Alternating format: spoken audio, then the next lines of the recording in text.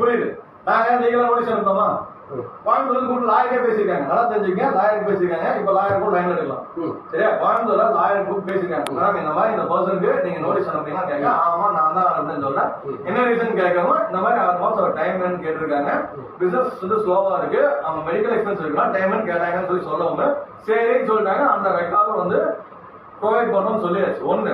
ரெண்டாவது, அப்ப நாங்க லாயர் வச்சு நோட்டீஸ் அனுப்பினா நீங்க டைரக்டா லாயருக்கு தான் அனுப்பியிருக்கணும். இந்த சோம்சோ பர்சனுக்கு நீங்க நோட்டீஸ் அனுப்புனீங்க, திரும்ப சோம்சோ பர்சன் எதனால கட்டல, ஏன் கட்ட மாட்டாங்க, எங்களுக்கு எவிடன்ஸ் வேணும்னு சொல்லி நீங்க கேட்டிருந்தீங்கன்னா ப்ரொவைட் பண்ணிருப்போம். வந்து உட்கார்ந்து கிட்ட பிரச்சனை பண்றது வந்து சரியில்லை. இவ்வளவுதான் நீங்க சொல்ற எக்ஸ்பிளனேஷன் கொடுக்குறேன். சொல்லுங்க. நீங்க ரெஜிஸ்டர்ட் போஸ்ட்ல அனுப்பி எதுவும் நோட்டீஸ் பேங்க்கு வரல.